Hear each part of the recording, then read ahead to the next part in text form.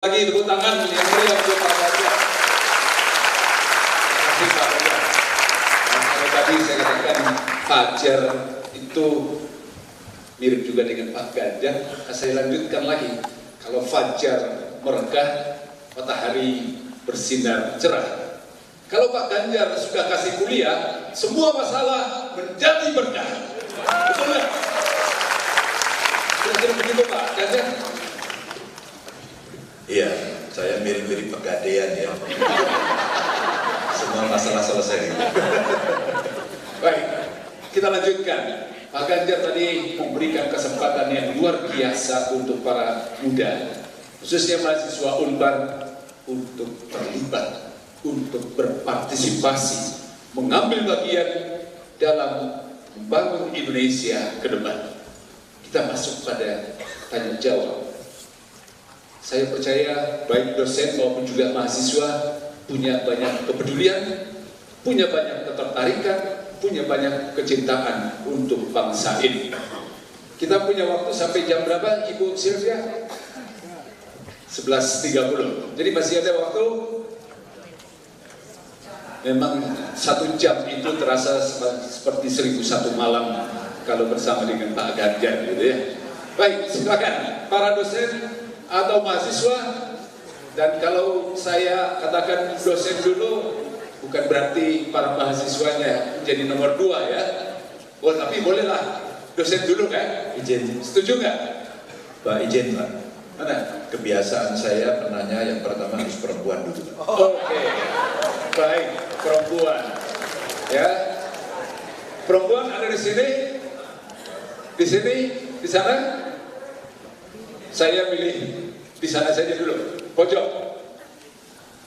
Silakan berdiri, silakan memperkenalkan diri, fakultas, jurusan, dan nama tentu, dan nomor anggota kalau punya. Baik, selamat pagi Bapak. Perkenalkan saya Gabriela Angelika dari Fakultas Teknologi Informasi dan Sains, jurusan Matematika. Matematika di Pak Ganjar. Namanya tadi siapa tadi? Gabriela Angelika, dipanggil Gaby. Gaby, panggilannya? Gaby. Pak Ganjar lebih tahu kalau nickname-nya itu Gaby gitu. Silakan Gaby. Iya, saya izin bertanya ya Pak. Menurut CSIS tadi, 54% pemilih adalah kaum muda. Sesuai dengan survei KPU pun yang saya dapatkan, pemilih 53-55%-nya adalah kaum muda, terutama khususnya seperti mahasiswa di sini adalah pemilih pemula. Dan di sini pemilih pemula pastinya belum pernah merasakan ataupun mengikuti pemilu dari tahun-tahun sebelumnya. Dan di sini kami pun sebagai pemilih pemula tentunya akan merasa rentan terhadap kegiatan perpolitikan yang dirasa kurang sehat, seperti contohnya politik identitas maupun hal lainnya. Pertanyaan saya di sini yang pertama, dari Bapak sendiri bagaimana tanggapan mengenai hal tersebut? Kemudian bagaimanakah pemilihan umum yang sehat dan ideal menurut Bapak Ganjar? Dan yang terakhir, apa yang harus kami lakukan selaku pemilih pemula untuk dapat mengikuti pemilihan umum yang mungkin akan panas pada tahun 2024 nantinya? Sekian dari saya, terima kasih.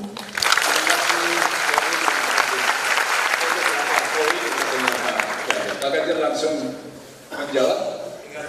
Oke, sekalian 3. Kiri, sekarang pojok lah, bolehlah. Silakan, Mas. Oh, nanti di tengah kiri saya ya, baru kanan. Sekarang gilirannya. Silakan menyebutkan, memperkenalkan diri dari fakultas dan prodi mana. Selamat siang kepada Bapak Ganjar. Perkenalkan saya James Alexander. Saya dari program studi Teknik Industri dari Fakultas Teknologi Industri. Namanya James Alexander. James. Okay.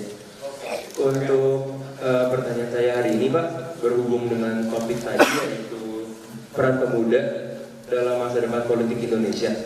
Seperti itu, dan tadi diberitahukan bahwa anak-anak muda itu yang akan berperan kepada politik kedepannya.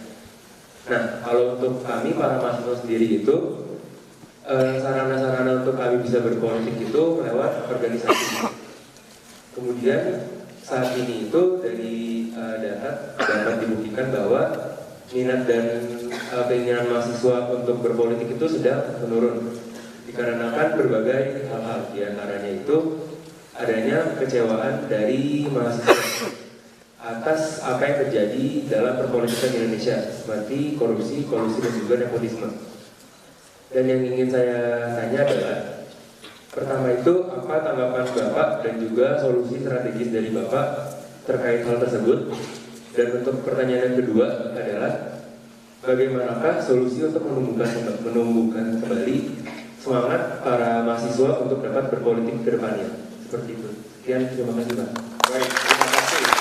Soal fanatisme ataupun juga membangun kembali antusiasme para mahasiswa untuk terlibat dalam politik.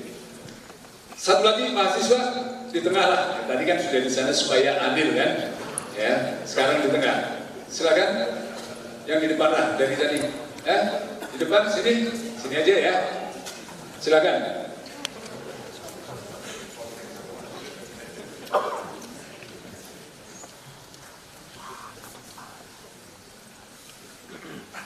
Silakan memperkenalkan diri. Ini kelihatannya aktivis mahasiswa nih. Selamat siang Pak Ganjar. Perkenalkan saya Daniel Saputra Agustian, Senat Mahasiswa Program Studi Teknik Kimia.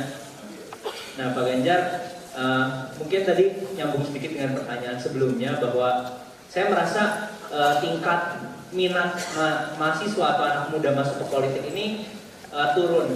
Salah satu yang saya rasakan kenapa adalah karena gini Pak, kalau saya sendiri punya minat untuk masuk ke politik gitu Pak, pengen jadi anggota DPR, DPRD, sama seperti yang saya lakukan di Senat lah, membuat peraturan. Tapi Pak, maaf, uangnya nggak ada Pak, untuk kita bisa kampanye. Kalau kampanye di kampus mungkin 100-200 ribu kami masih punya lah Pak. Tapi kalau untuk kampanye di tingkat nasional ini kan, ya kita tahu ongkosnya sangat mahal. Nah mungkin ada pesan gitu Pak dari Pak Ganjar terkait dengan kami ini yang masih muda-muda yang kemungkinan juga ya uangnya belum ada gitu Pak. Apa nih Pak yang bisa kami lakukan atau caranya seperti apa gitu Pak? Terima kasih. Baik, terima kasih Pak Ganjar. Ya, saya serahkan ke Pak Ganjar. Monggo. Ya, Bro. Tadi politik identitas dan menghadapi pemilu. Tadi soal antusiasme dan ini soal biaya politik. Oke. Nanti kita 2 sesi, habis ini 1 sesi lagi ya. Setuju Pak. Gaby, ya. Kira-kira dengan politik SARA bagaimana? Maka hari ini kita butuh betul-betul seperti gambar pertama tadi di slide saya sampaikan. Ketika anak muda bertemu, apa yang kalian obrolkan tentang Indonesia? Gaby, terima kasih. Kamu mengingatkan kita semua bahwa kita itu ber-Indonesia. Kita ber-Pancasila. Kamu mengingatkan bersama-sama bahwa Republik ini lahir dari jerih payah pahlawan. Sukunya banyak, agamanya juga banyak, rasnya banyak, ya, dari berbagai daerah. Dan itulah kenapa kita ber-Indonesia. Maka kalau kita sudah bersumpah seperti pemuda pada saat itu, kita bertanah air Indonesia, berbangsa Indonesia, berbahasa Indonesia. Dan kemudian tiba-tiba kita ada yang mengatakan agama saya lebih baik, agamamu tidak. Suku saya lebih baik, sukumu tidak. Inilah yang kemudian hari ini mesti kita lawan. Tidak bisa kita biarkan. Tidak bisa kita biarkan. Maka yang dibutuhkan adalah speaker, bicara. Dan banyak sekali silent majority yang memang betul-betul dia silent. Hari ini ismenya berbeda, Prof. Maka ada cara bergerak sekarang yang sangat luar biasa. Paham baru yang namanya viralisme. Ya nggak sih? Viralisme itu sebenarnya cara silent majority bersuara. dengan medsosnya, dengan sesuatu yang dia bisa sampaikan dengan caranya. Apakah dia buat konten, ya enggak? Apakah dia buat tulisan, atau barangkali dengan still picture pun dia bisa lakukan. Kemudian dia akan masuk jejaring yang mana untuk menyampaikan. Maka saya sepakat dengan Gaby. Apa yang mesti kita lakukan? Yang mesti kita lakukan, kita berbicara, dan kemudian ya marilah kita berbicara gagasan. Marilah kita tidak berbicara pada suku, golongan, kelompok masing-masing. Mari kita biasakan menyepakati Bhinneka Tunggal Ika itu. Maka kita akan bisa masuk ke sana. Dan saya hari ini bicara sama kawan-kawan agar kawan-kawan muda juga bicara itu. Karena pasti kepentingan kita akan terusik ketika kita hanya berbicara satu kelompok kita saja. Oke, ya? Oke. Oke. Setuju? Kemudian apa yang harus kita lakukan? Saya mau melamar kamu, Gem.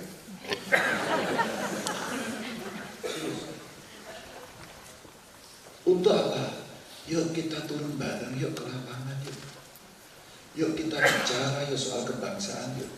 Yuk kita bicara, yuk problem-problem bangsa ini mesti kita selesaikan. Yuk kita duduk bersama dalam satu meja untuk mengkonseptualisasikan, untuk membuat bagaimana rencana teknokratisnya, sehingga kalau kemudian kita akan bisa melaksanakan itu. Itulah semua ilmu pengetahuan yang kita miliki, kita curahkan. Itulah effort yang kita miliki, kita laksanakan. Itulah komitmen yang kita miliki, kita laksanakan. Gitu kan? Tidak mudah. Saya merayu banyak anak-anak muda, tidak mudah. Tapi alhamdulillah hari ini banyak sekali orang. Mas saya ikut. Ada teman dari Amerika datang pulang hanya ingin membantu saya. Terharu saya. Ada kawan-kawan saya tetap stay di luar negeri tapi saya mau bantu. Kenapa? Karena kita punya komitmen yang sama soal kebangsaan. Ini yang mahal, ini yang kita jaga, dan jangan sampai kita dipecah belah pada soal itu. Jadi, oke? Iya, Pak. Kamu siap sing-singkan lengan baju? Siap. Serius? Habis ini ketemu saya.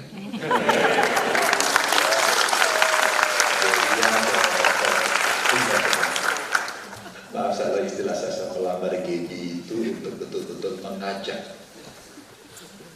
Saya tidak akan menjerumuskan. Mungkin Gaby akan berpikir, oh saya harus mendukung Ganjar. Tidak. Silakan cicipi dulu. Kalau saya pintar buat kue, bro, gak usah beli dulu deh. Kamu icipi dulu. Enak atau enggak? Kalau kamu join, akan saya ajak bagaimana bertemu dengan masyarakat, sekaligus tadi menjawab pertanyaannya James, ya, dan Zainal tadi. Ini agak mirip-mirip gitu ya. Bagaimana kemudian mahasiswa bisa berpolitik gitu. James, kamu yang mana James? Ya, bagaimana kemudian kamu bisa terlibat pada dua pilihan tadi. Ekstrim, kamu masuk partai politik, kamu terlibat di sana. Tidak, kamu bisa pilih dari jalur luar sebagai civil society dan kamu akan berkembang. Aktivis mahasiswa, student government, atau komunitas apapun yang kamu sampaikan, kamu bisa lakukan itu.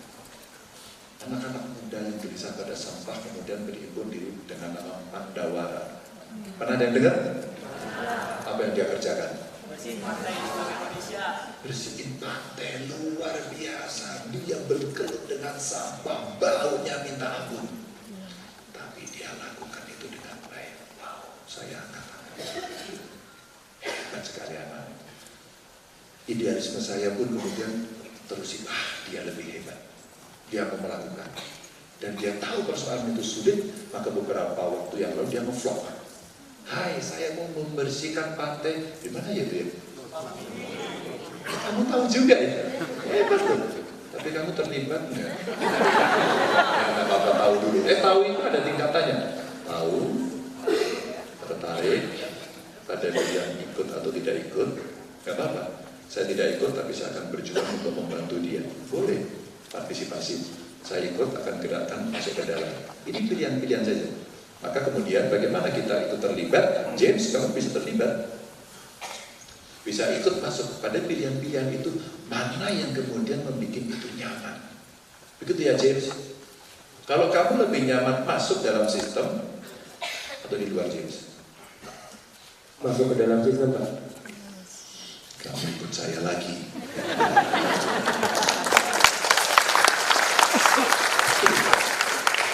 Tapi sekali lagi,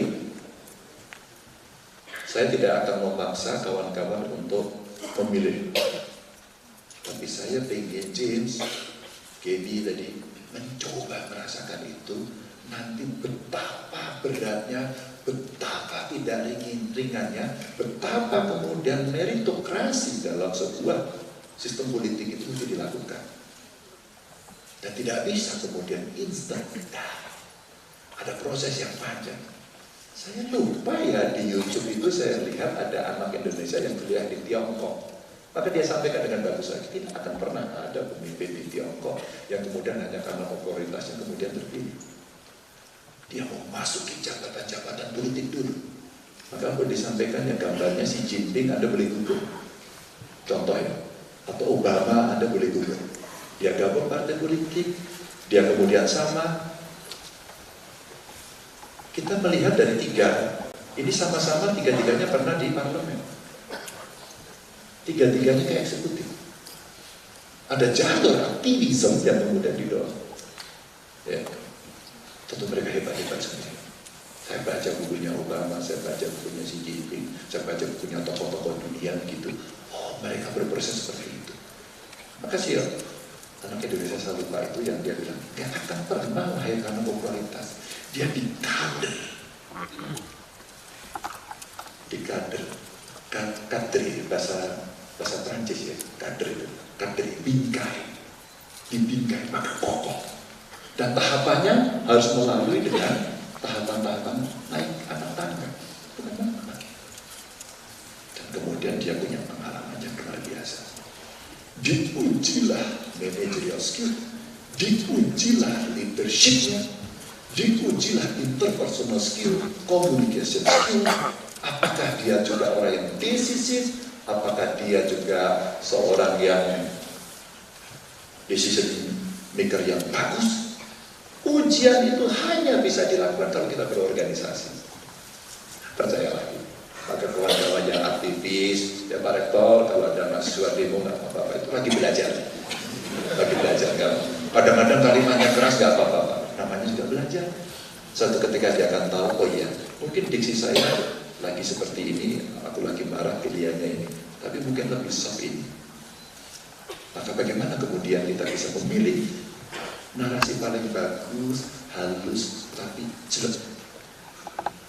Itu butuh keterampilan. Nanti tanya sama gurunya. Dia yang paling ahli gitu ya. Apalagi kalau diplomasi internasional ya. Oh gitu ya.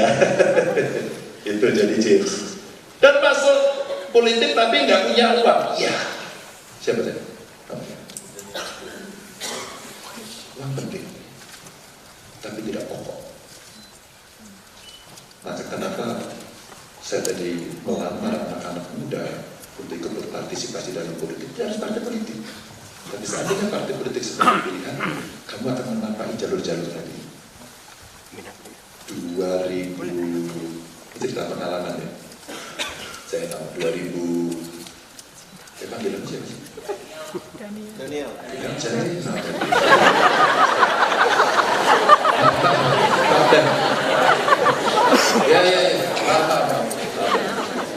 Panggilannya Dani.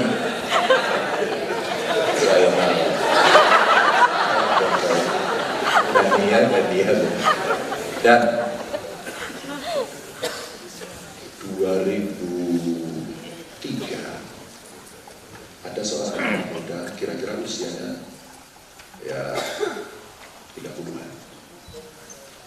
Dia belum hafal sama sekali dari Solo. Tiba-tiba dia disuruh masuk menjadi anggota, bukan anggota, masuk caleg DPR RI lagi. Pakai nomor urut waktu itu, masih ingat ya? Dan anak itu dapat nomor urut 3. Dan punya duit. dan cara dia menggerakkan, ada sebenarnya yang disebut sebagai donasi. Di dalam undang-undang partai politik ada, di dalam undang-undang pemilu ada. Jadi mana yang boleh, legal, dan mana yang tidak. Dengan cara itu, ini sebenarnya sebagai amunisi untuk berjalan. Tapi ada substansi yang harus kamu sampaikan kepada masyarakat. Bagaimana kamu bertemu mereka, bagaimana berkomunikasi dengan mereka, kadang-kadang live in dengan mereka, atau menyerap, menghimpun, dan menyalurkan aspirasi.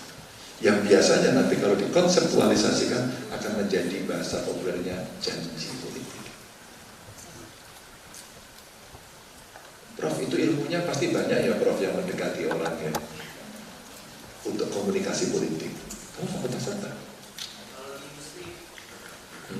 Oke. Anakku juga teknologi industri sama ya, teknologi industri. Tapi boleh kan Prof? Iya. Boleh kan Prof? Sebenarnya dia ya ikut ekstrakurikuler, kemudian yang dosen ilmu politik kasihlah gimmick-gimmick, ilmu-ilmu gitu bisa kan? Kursus lah kursus. Kamu lebih nyaman kira-kira kalau mau kursus politik singkat ke guru besarmu atau ke saya? Ke saya. Maaf. Ke saya. Pilihanmu benar. Praktisi, Maya praktisi. Kenapa milih ke saya? Iya ya, apa? Kira-kira kenapa praktisi?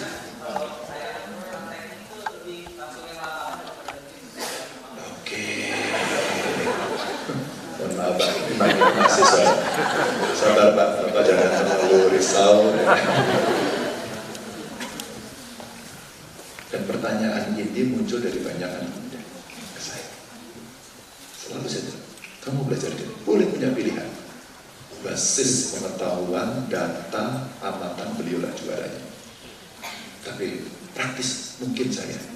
Terbayangkan nggak kalau gurumu dua? Ya kan? Praktisnya ikut saya, pengetahuannya ikut beliau. Maka kamu akan mendapatkan kira-kira jalan menuju kesempurnaan. Menuju aja nggak sempurna sih. Di 2023 itu si anak muda itu mendapatkan nomor urut juga. Yang sudah berusaha keras tapi tidak terpilih. Karena terpilih hanya dua. Lalu yang kedua ini jadi duta besar. Maka anak ini yang dilantik menjadi anggota dewan. Dan dia akan menjadi anggota dewan. Dia menyelesaikan beberapa RUU, ikut aktif dan sebagainya. Anak ini mulai terkenal. Terus kemudian ditugaskan memimpin pansus, menjadi pimpinan komisi, banyak sekali penugasan. Sampai akhirnya dia masuk pada pemilihan yang kedua, dia ikut lagi. Dia sudah dapat nomor lebih baik. Kalau kontestasi lagi, terpilih lagi. Periode pertama dia lebih nyaman. Yang ada adalah ketekunan dia ketemu masyarakat. Satu persatu, ketemu kelompok masyarakat.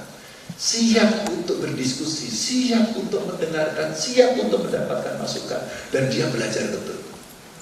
Anak itu namanya Ganjar Pranowo.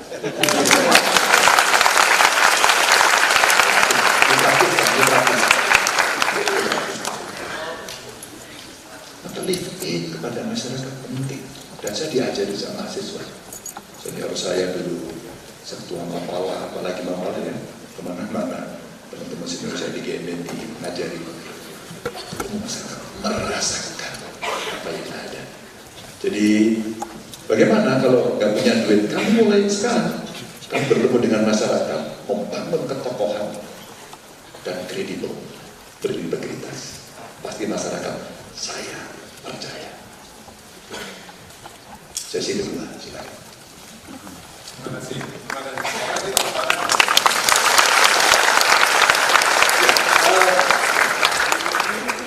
Kita masih punya waktu ya 10 menit ini tinggal. 10 menit lagi ya 2 saya kalau gitu. Boleh dosen juga Pak ya? Boleh, Boleh ya? nggak boleh gimana? Juga. Itu Pak, kasihan Pak itu Pak, didukung temen itu. Dukung lagi. Ya udah, juga di sana. Di sana Nanti boleh nanya saya setelah ini Pak. atau ini kan silakan. Siapa? Pak dosen dulu boleh. Silakan di situ dulu. Ya, dua. Ya. Oke, Silakan. dulu. Udah semangat banget. Pakai aplikasi lagi, ada yang gini, ada yang gini. Selamat datang Pak Wong di ITB. Ya, Pak Tunggu sangat.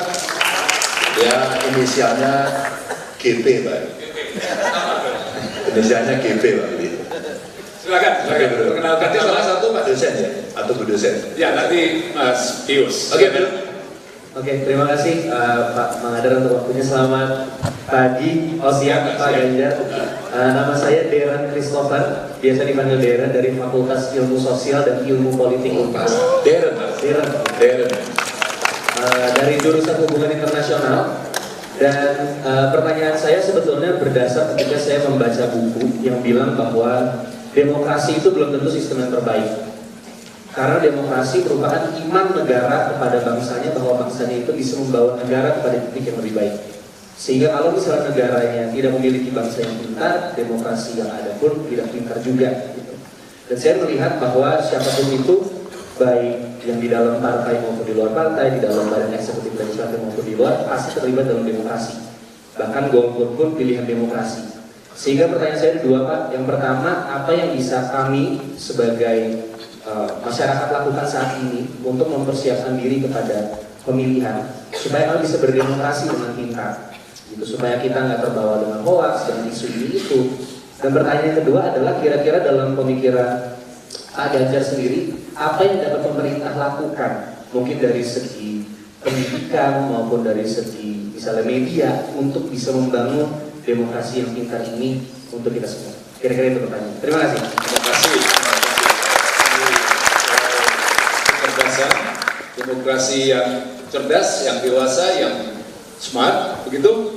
Dan juga para pemilih ini perlu memiliki kecerdasan untuk juga membangun sistem demokrasi yang semakin dewasa. Kurang lebih begitu ya? Betul Pak. Lalu pemerintah kira-kira bisa melakukan apa? Mau lanjut dengan Pak Pius Prastio, monggo.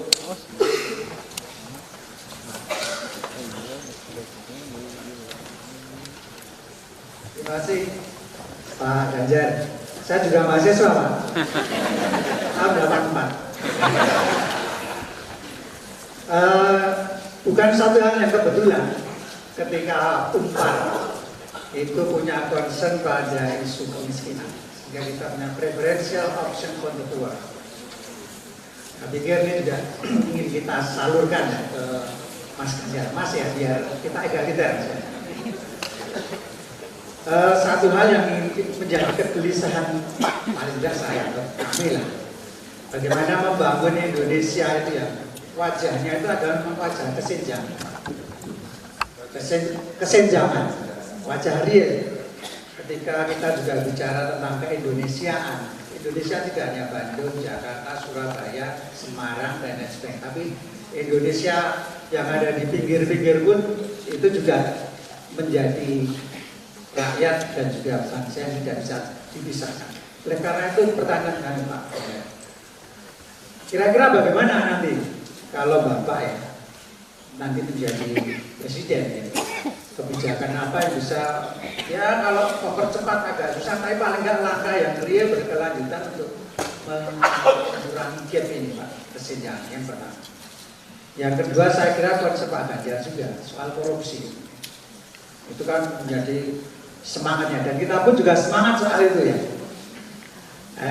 dan semangat dan juga geram tentu saja ketika ya korupsi itu menjadi wajah real juga kita ya, itu kegelisahan kita juga. Apa nanti kira-kira ya yang kira-kira nembus untuk bisa ya kalaupun berantas ya mengurangi yang lebih signifikan lagi. Yang ketiga yang agak praktis Pak, Bapak nanti pengennya wakil presiden seperti apa Pak?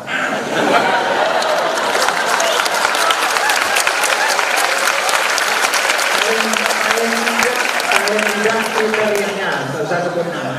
Ya, nanti disebut para meleset kan celaka ya. Tapi juga ya, senangnya laki-laki atau perempuan. Terima kasih.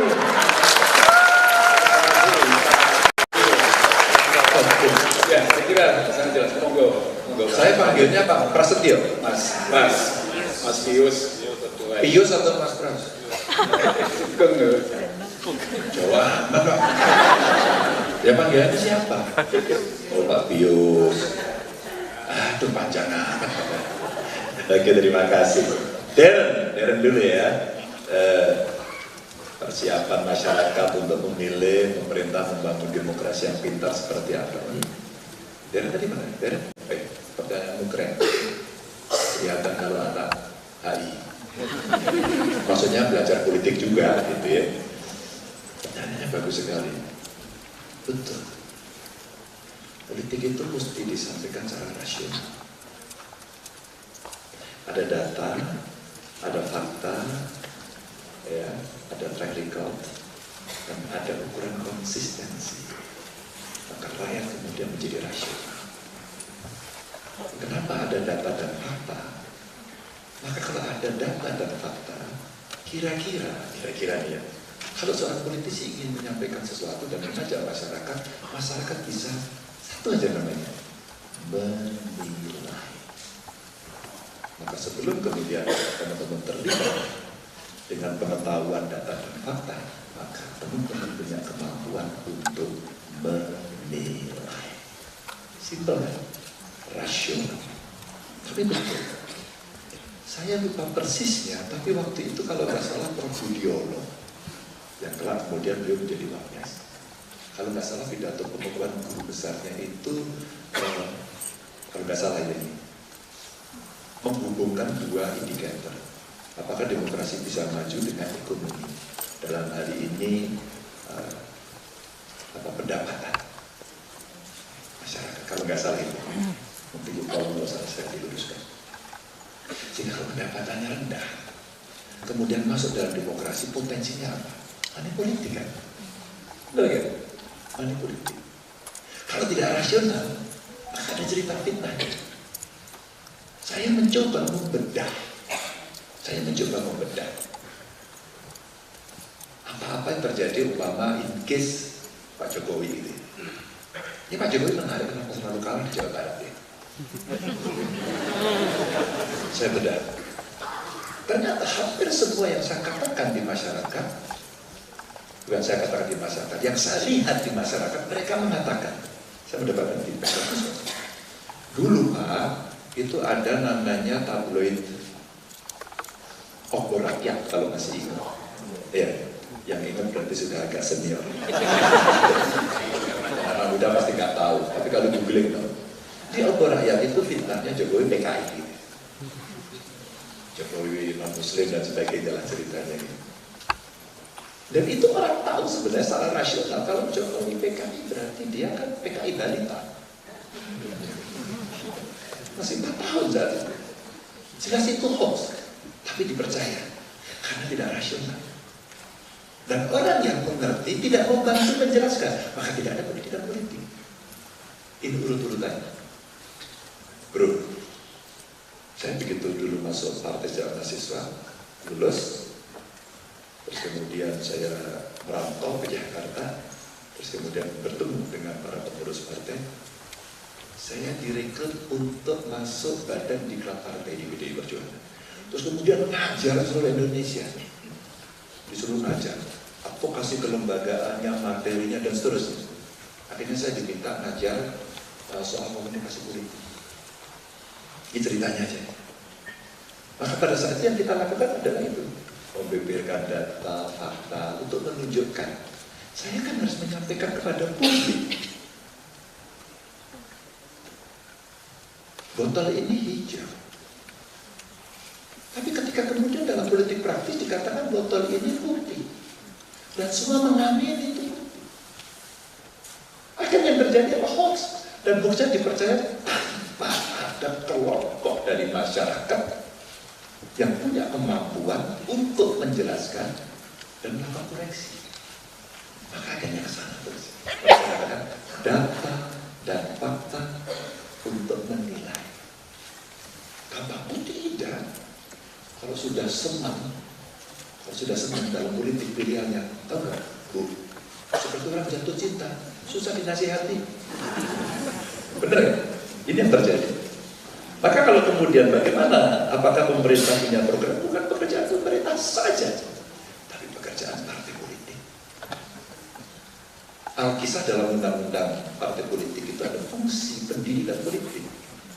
Di samping agregasi, di samping sumber rekrutmen kader. Sumber rekrutmen kader politik disiapkan.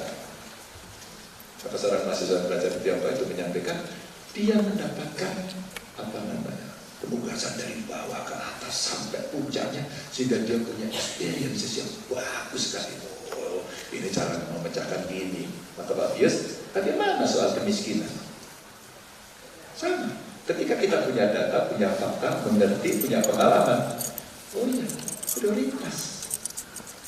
Affirmative action, prioritas. Bagaimana mengedukasi? Jadi Darren, pengalaman eksekutif legislatif begitu. Kalau kita mau serembang, saya sering ngajak 3 kelompok. 1 kelompok perempuan, kami butuh afirmasi. Kalau nggak ada afirmasi, ketinggalan terus. 2 penyandang disabilitas agar semua mengerti ketika mengambil keputusan harus setara. 3 kelompok anak-anak. Nah, inilah di antara ketiga ini mahasiswa kita libatkan agar mereka nanti bisa mengerti untuk mau terlibat. Buat saya itu pendidikan politik. Saya tidak terlalu banyak yang tertarik. Yang tertarik nanti protes di belakang. Tapi saya harus menjelaskan. Oke, nggak apa-apa, harus sabar karena kita punya kewajiban untuk melakukan pendidikan politik. Maka sabar. Maka istilah saya tadi, Anda tertarik, Anda butuh mental, gabung yuk. Anda belajar di situ yuk. Anda rasakan dulu yuk. Apakah kemudian ini akan bisa mendapatkan insight yang lebih banyak ketika kemudian kita harus belajar politik dengan praktis.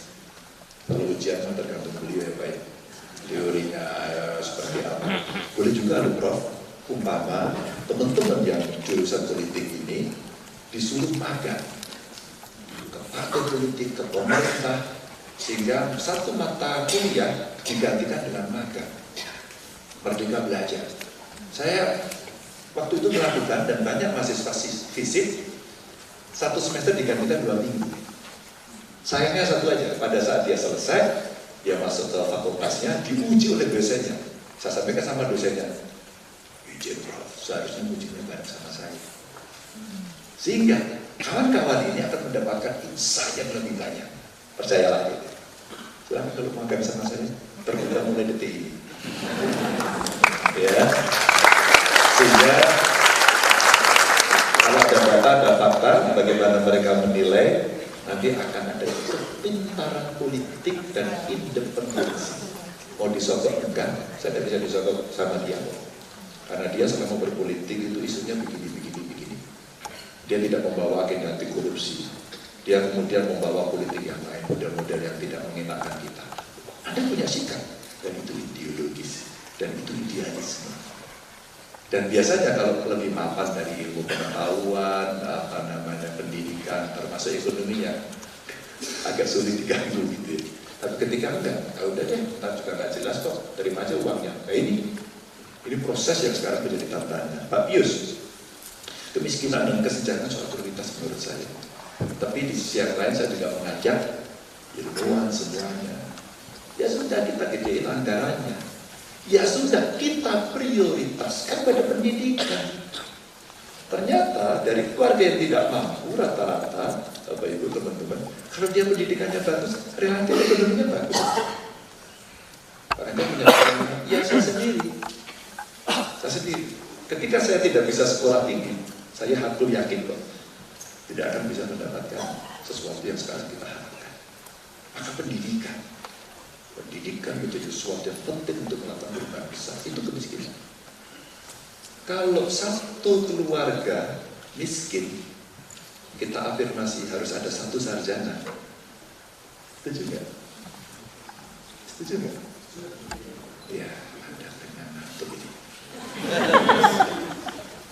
afirmasi untuk keluarga miskin. Maka kalau merefer pada tadi Pak Pius, ada pendidikan, kalau kita mau bicara dia, orang itu mesti, negara itu mesti hadir pada apa? Nah itu, sekolahnya mesti gratis. Ya kan? Terus kemudian soal problem kesehatannya mesti dibereskan. Angka kelahiran, angka kematian ibu melahirkan, angka kematian balita, sehat dulu. Maka begitu dia sekolah, ada stunting semuanya, pendidikannya bagus. Ya. Terus kemudian yang kedua, ada internasionalisasi event. Ini biasanya anak muda senang, maka dia mulai bergerak. Itu satu keluarga miskin, satu sarjana, coba kita cek. Dan kita punya LPDP loh Pak, hampir 200 triliun loh. Itu bunganya yang dipakai. Terbayangkan ya kalau itu kemudian kita berikan dan kemudian untuk research, Unpar pasti kita kasih tugas siapa? Ya. Tolong dong Unpar ini jagoannya umpama HI-nya jago ya Pak ya, hebat. Yang lain juga jago sih jago. Arsiteknya, perencanaan wilayahnya jago. Boleh dong, tadi aku lari-lari, kenapa ya masih banyak sampah di sini? Unpar aja kasih tugas. Kalau kan Unpar beres kaca, kasih modal dalam arti investasi untuk meneliti dan sebagainya. Pokoknya Unpar yang menjawab. Kalau enggak Unpar yang gagal, gitu kan? Namanya menarik kan? Pasti dijanji. Ini contoh saja. Sampai kemudian kita bisa mendorong kepada ini Pak. Yang kemiskinan itu sampai orang tua loh Pak. Jangan sampai yang sudah senior citizen ini kemudian terabaikan. Hidupnya susah, maka mesti dijamin. Karena kalau mereka terjamin, mereka bahagia, angka harapan hidupnya pasti akan naik. Tapi saya juga merefer ke sini, Pak Pius. Kalau kemudian kita coba dorong ini mesti dilaksanakan, ya, ini mesti berjalan. Di tengahnya bukan tanpa masalah, ada masalah. Kalau mau melayani nggak berintegritas, maka disogok. Kan? Anti korupsi mesti jalan. Tapi nggak bisa kan Pak, hanya dengan penegakan, maka dengan pencegahan. Suatu ketika ada hari anti korupsi. Tiba-tiba orang datang ke saya, maksudnya staf saya, mereka menyampaikan kepada saya bahwa apa yang mesti diharapkan Pak Ganjar dari acara kita upacara Pak besok, jangan dong masuk upacara. Buatan panggung, cari anak muda, suruh demo. Saya latih demo Pak Rektor. Anak-anak SMA, kami pidato tentang anti korupsi. Diseleksi, audisi, akhirnya ada 6 kelompok, dan dari 6 kelompok itu apa yang terjadi? Mereka semua nuding menyalahkan pemerintah, jadi menuding pajak pemerintah. Dan saya senang karena mereka bisa mengekspresikan dirinya, akhirnya dia tahu. Maka sikap korupsi jadi penting.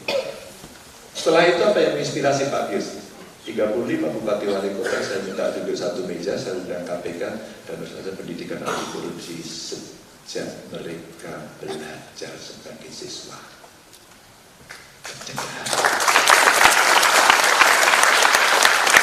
Lembaga penegakan hukum yang harus dilakukan dan ini harus menyentuh pada 3 hal. Satu, regulasi, mesti kita atur sudah ada, kelembagaan sudah ada, terakhir aktornya yang sulit. Aktornya yang sulit. Karena kadang sistemnya bagus, lembaganya bagus, aktornya kiri kanan. Akhirnya masyarakat tidak percaya. Terima kasih Pak Pius. Mengingatkan penyakit berat kita, korupsi. Korupsi. Sehingga ketika saya ditanya pada orang, Pak Ganjar sebetulnya jadi gubernur, apa kebanggaan saya satu ketika kemudian saya melihat ada ASN saya dikasih gratifikasi ditolak. Dan dia mengatakan, kami tidak mau menerima itu.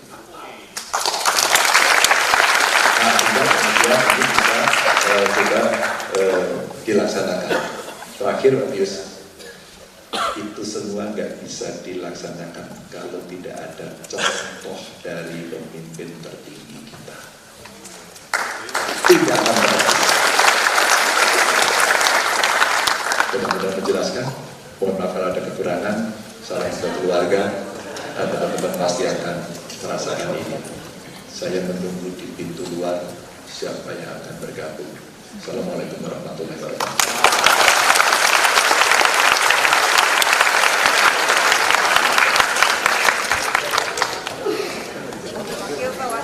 Bapak ini pertanyaan kayak wartawan, setiap tanya siapa cawapres.